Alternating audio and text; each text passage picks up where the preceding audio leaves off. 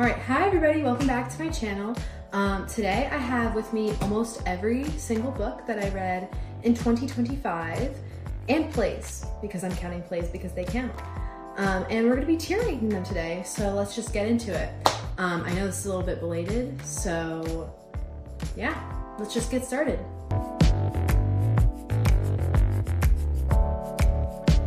All right, so first I'm gonna tell you guys about the categories that we have on here. So the first one is, oh my God, this book deserves a little kiss on the cheek, because it does. It's beautiful. Second, we have, this is good, would recommend to a friend / family member / customer / professor. Third, we have, this is like average, I guess, self-explanatory. Then we have, this is bad, probably should donate. There are some books that are not in my pile because I already donated them because I just don't want them taking up space on my bookshelf. So then the last one is, gag in my mouth. Cool. So I am going to go chronologically in order of what I read this year. So the first book that I read was This Is How You Lose the Time War. Oh my God, you guys.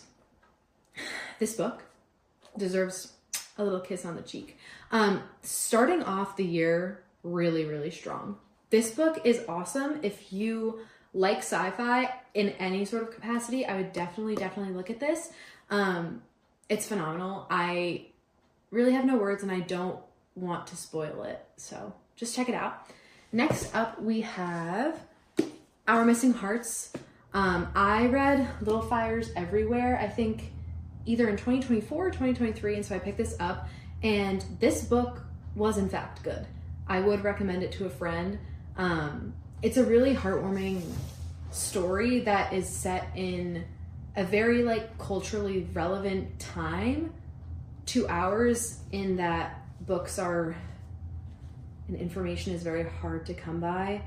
And basically it's about this little boy who has had his mother missing, she's like a Chinese American poet, and it's just, oh, it's so touching, it's so beautiful, it's so relevant to right now, but it's not gonna get you down in the dumps. It's there's a piece of hope in this that I think a lot of people could use right now. So I would definitely, maybe it deserves a little kiss on the cheek. Maybe it does. I don't know.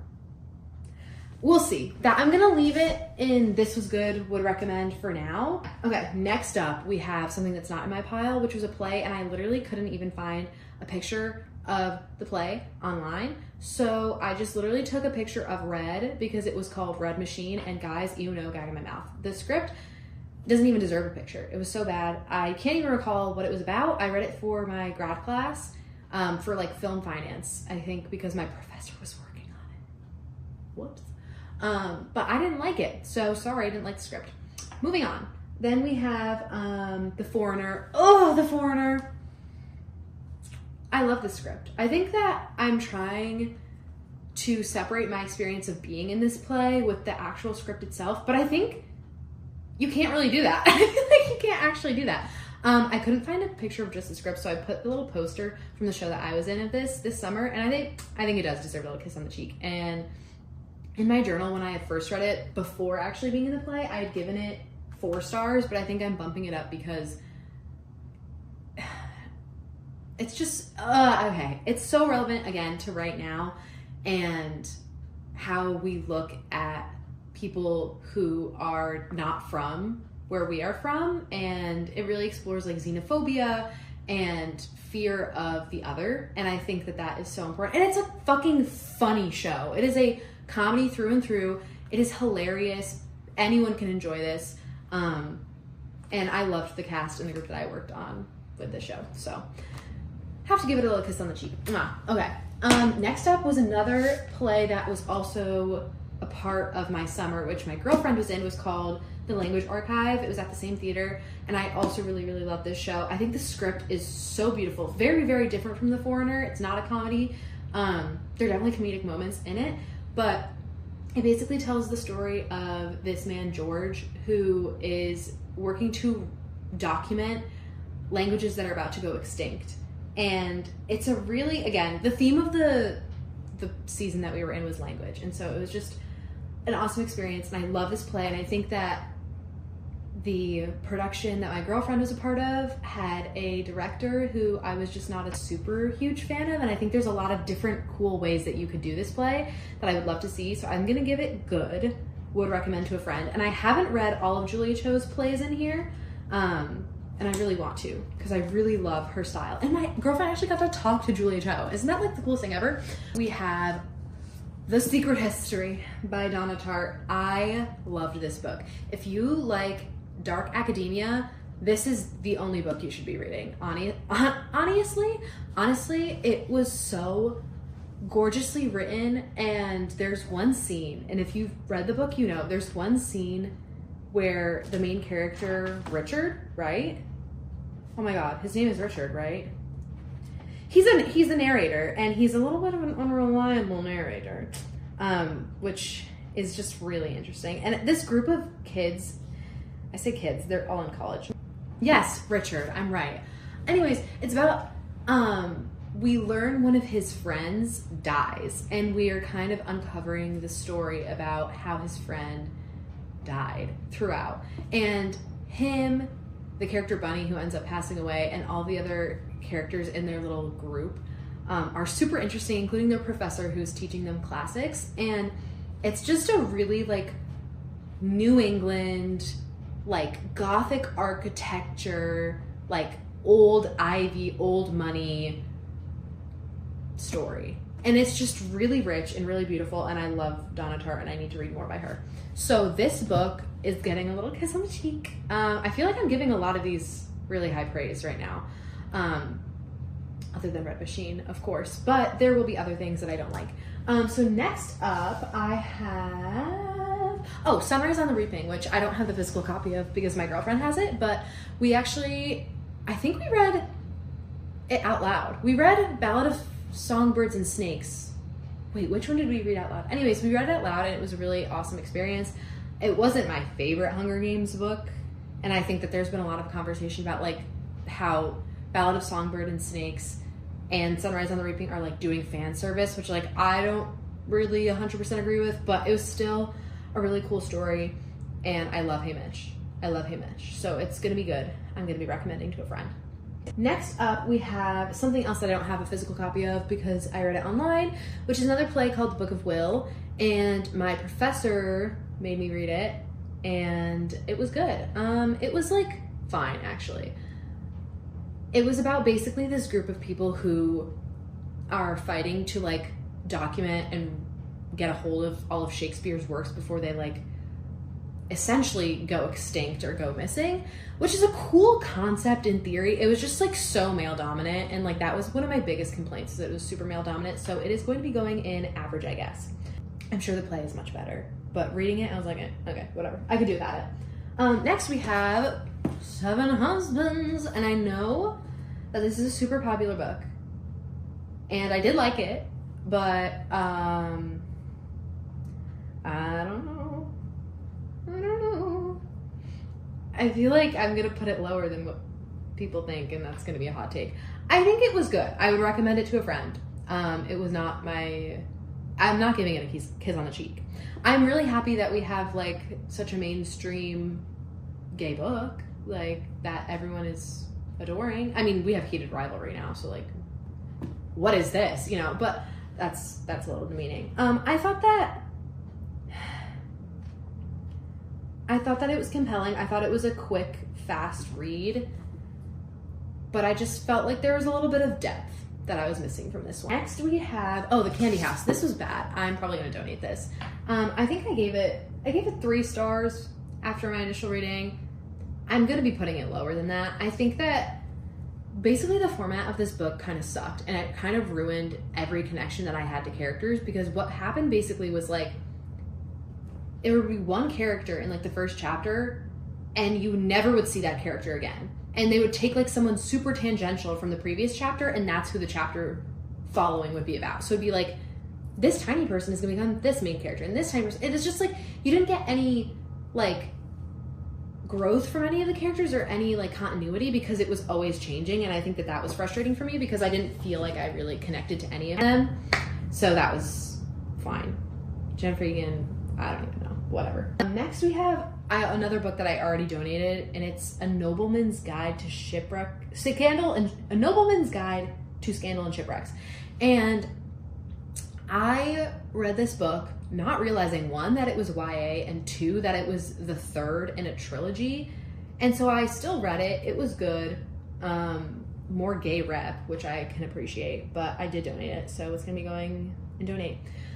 Another donate immediately following is gonna be Cleopatra and Frankenstein, and I feel like that's actually a hot take. I think it's average, but I did donate it because there's no way in hell I'm reading it again. And I think that like the age gap between Cleo and Frank was something that obviously a lot of us know is a problem, and it can work for some people, but I think that was just an interesting dynamic. Oh my god, also the flying, it wasn't a flying squirrel. What was it? Was it a flying squirrel? I don't know. That part was really sad though. The sugar glider. That was really sad, and I know that was the point. And people were like making a big, huge thing. They're like, oh my god, she killed the sugar glider. And I'm like, girl, it's a fake animal. Relax. Whatever. Moving on.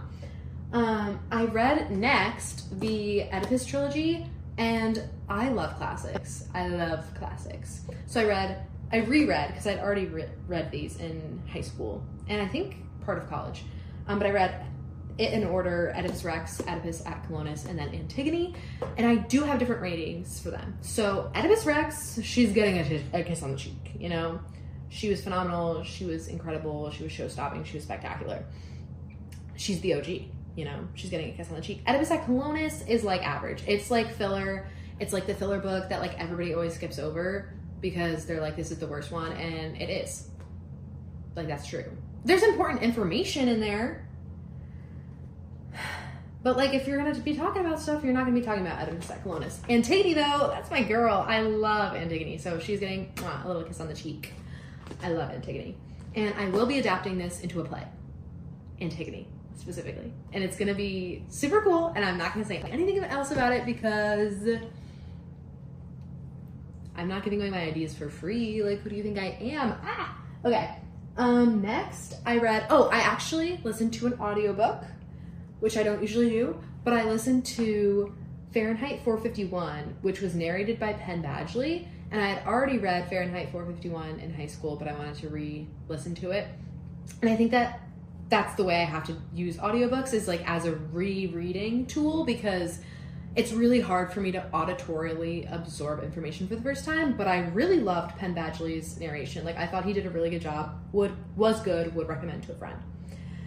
Next, we have The Silent Patient. And I know that people are like not a huge fan of Alex Michaelides. Like, I didn't realize that. I don't know if is there controversy? Alex Michaelides controversy. I don't remember hearing something about that. Okay, I guess there's not. I don't know why I thought he was problematic. I love this book though. Oh my god, it had me on the edge of my seat, and I feel like I am very good typically at predicting endings. A lot of my friends know that about me. Like, we'll be watching a movie and I will say what the ending is half an hour into it, 10 minutes into it, and then they'll get mad. And I feel really bad, but I just can do that. I could not predict this. It was really good. The characters were really, really awesome. Man, you ate Alex Michaelides. Really, really great. I've hand sold that book actually a couple times to different people. Next we have a book that I've already done a video about, and I kind of like was really grating about it, and it was Audition by Katie Kitamura, and I didn't love this book. I did not. I'm probably going to be donating it, so we're going to put her down there. Oh, Silent Patient. I forgot to move her.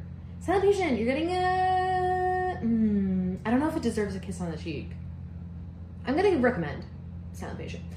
This is a donate. I think I was just, I wanted to like this so much more. I wanted to like it. I wanted to like it so bad. I just couldn't like it. And it was just, you can watch my other video on that. Next though, we redeemed it with Butter. Butter is one of my favorite books that I've read this year. It was so delicious, like totally, we'll get a little kiss on the cheek, totally will make you hungry. It's basically about this journalist who starts interviewing Kaji, she's like a convicted serial murderer, but she's also this like awesome chef. And so their conversations about food, their development, their growth is really incredible. And I loved all the descriptions of food. Like, I'm such a foodie, and oh my God, like, I just wanted to try every single thing that was in this book. Like, if there is a recipe book that comes out with just the recipe, oh my God, I'm gonna buy it. I'm gonna buy it. It's so delicious, so yummy. Highly recommend if you're into like female relationships, murder, conversations about feminism. Highly recommend. And then we were on like actually a good streak right now. We also have Carmilla, my girl. I literally love her so much. I gave it a 4 when I first read it. She's going in a little kiss on the cheek. This is crazy. I feel like I'm really like high with the praise. I love this. I adapted it into a screenplay already. I already have a screenplay written. So if anyone liked Frankenstein, if anyone liked Guillermo del Toro's Frankenstein, hit me up, because I literally wrote like a Carmilla version.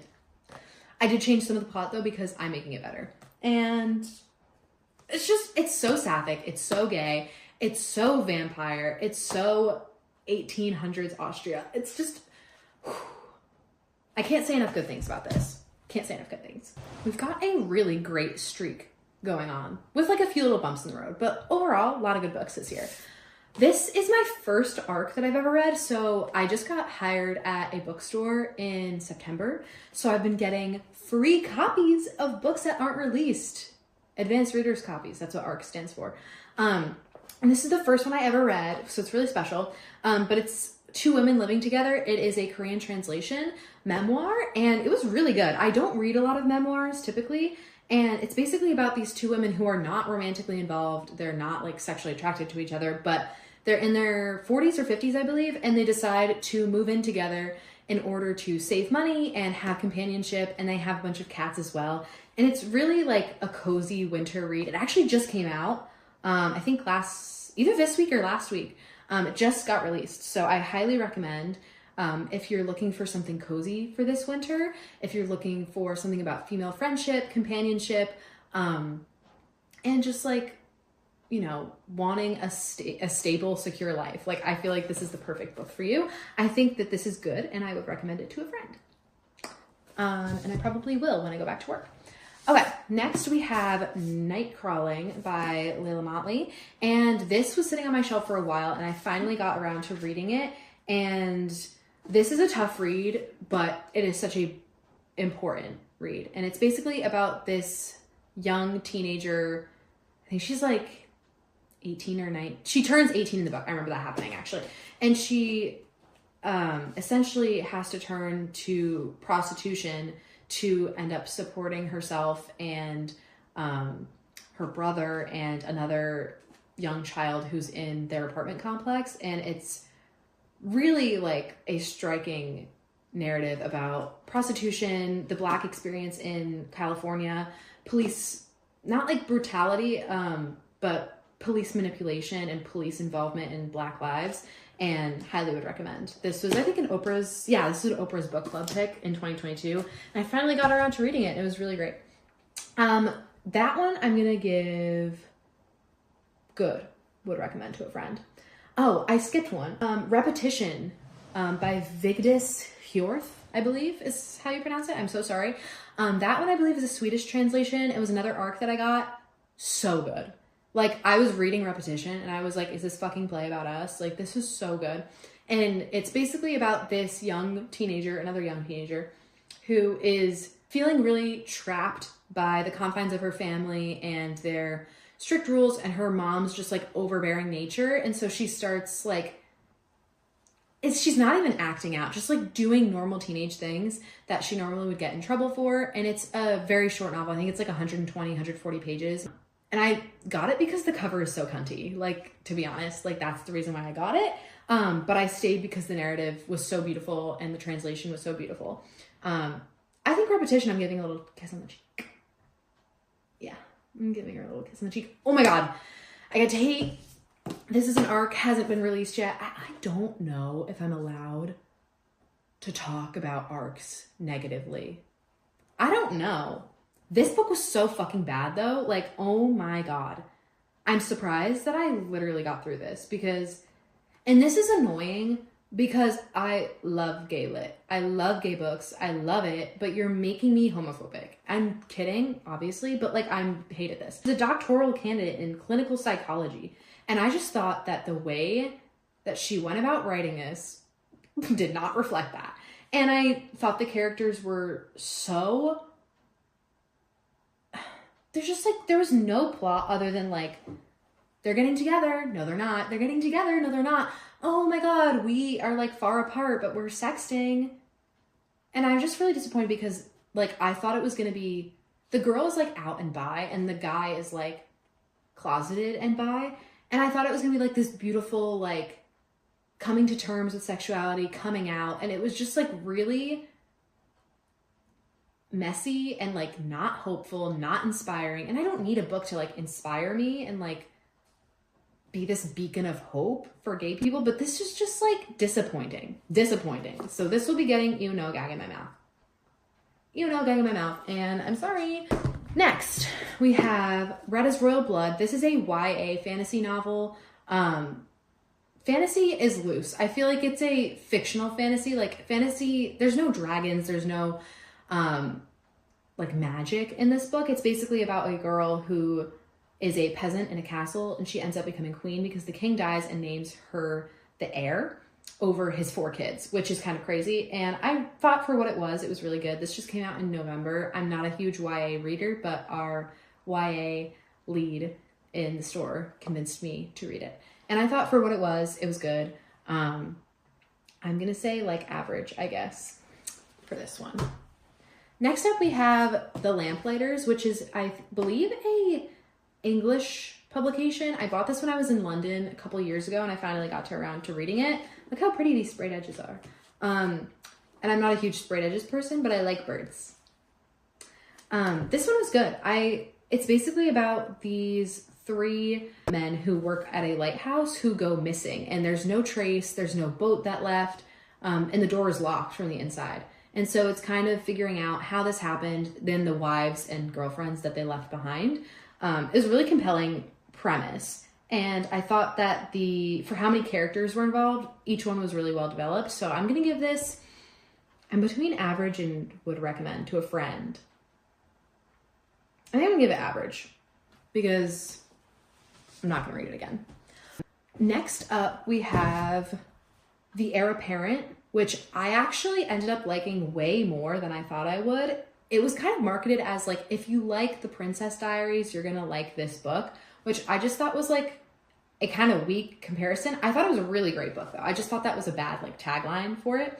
But it's basically about this woman who has distanced herself from the royal family. She was a princess. She distanced herself from her royal family because she wanted to live her life as a doctor. She's in medical school. But when her dad and her brother end up dying in a skiing accident, she becomes the next in line for the throne. So she has to kind of choose between whether she wants to go back to the royal family or continue living her life in Australia as a doctor. And she also has, of course, a love interest in Australia that kind of complicates the picture. But I really love the story. And it's actually a journalist who wrote it, and it's her first novel. And I thought she did such a good job. So I'm going to would recommend to a friend. And then last 2 books I have, Arcane Inheritance, worst book. Actually, I don't know if it's worse than Queering Him. So bad though. Gag in my mouth for sure. This book is by Camilla Cole, who I guess has written a bunch of YA novels, and this is my first novel I've read of hers, so I'm not going to speak to any of her YA novels that I haven't read, obviously, because they might be better, but there was no magic. The premise is basically a woman who is entering college a little bit like later than normal because she had to save money to pay for school. So she's entering as a freshman. I think she's like 21 as a freshman, and she enters this fake Ivy League university. I say fake, it's just made up for the story. That's in Hartford, Connecticut, which is so random because I am from Connecticut. So they made up for the story Warren University, which is an Ivy League school, and she attends there. And I think that the biggest thing I appreciated with this book was how diverse the cast was. But other than that, it was really struggle to get through. This book also just came out as an arc that I had. But the magic system, there was a system. It was for the first 200 pages, Ellery, the main character, is trying to figure out and still grappling with the fact that magic is real. She's like, oh my god, magic is real? Is it real? Is it really real magic? For the first 200 pages, and then suddenly she's conjuring fire. There's no growth, there's no development of her powers, and there's no actual system. And then also, throughout the book, there's like these little symbols on the tops of the pages that indicate that magic is happening on that page. And one that's kind of spoiler when you're on top of the page and you're like, oh, I wonder what's gonna happen. Oh, there's this fucking symbol that means magic is about to happen. I also can interpret that for myself. I thought that was so stupid. Anyways, that is going in, yeah, you know, back in my mouth. And then the last book I read is this little, we have it in Inspiration in the store that I work at. It's The Boy, the Mole, and the Fox. The Boy, the Mole, the Fox, and the Horse. And it's basically this really beautifully illustrated book with just a bunch of little life lessons. It's for any age, and you can kind of read it all together as one. Just read the whole thing back to back, which is what I did. Or you can kind of just open up to any page, and there are going to be like life lessons or little vignettes that you can look at, even just like some of the art that you can look at. I love this book. So I'm going to give it,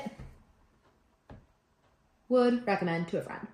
So that is the last book that I read in 2025. So overall, most of them were good. Would recommend to a friend. There were only a few that I gagged in my mouth about. So that's good. Thanks so much for watching. I really love reading, and I love reading good books. So I hope to do more of that in 2026. And I hope to be making more videos. If there's any book that you think I should make a video on or want more of my thoughts, let me know and I can potentially do that. So yeah, thanks so much for watching, and I will see you next time.